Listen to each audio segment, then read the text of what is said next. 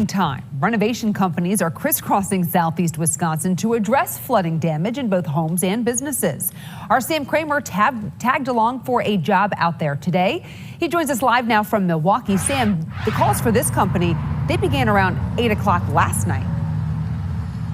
Yeah, that's right, Steph. And Paul Davis tells us they really haven't stopped since then, just because this damage was so widespread. Tonight, even as raindrops continue to fall, the fans and dehumidifiers are running full blast in hundreds of Wisconsin homes after several inches of rain forced its way in.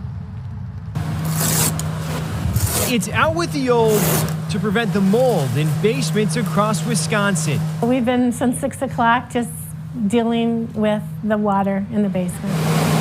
Dina Puccinelli and her family have lived in this Menomonee Falls home for 20 years. Come Monday, the finished basement looks a bit different after 5 inches of rain fell on the village in just 24 hours. It wasn't like up the wall or anything like that. It was just the carpeting was wet and squishy. I mean, you could like stomp in it and it could like splash like a puddle. It happened because the home's sump pump failed. The last 24 hours has been a whirlwind. Rick Edgett and his Paul Davis restoration crew have been responding to the issue all day. The company received nearly 300 calls from homes and businesses needing help.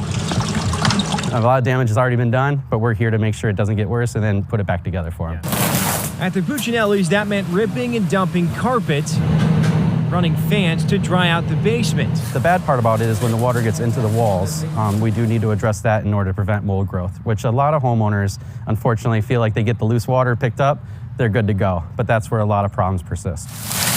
Trying to prevent more problems down the road. You know, I'd rather spend my money somewhere else, but I mean, it is what it is.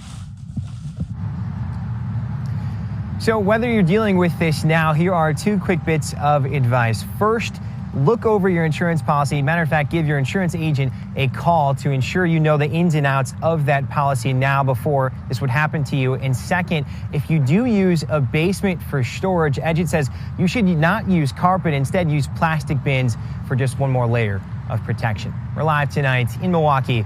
Sam Kramer, Fox 6 News.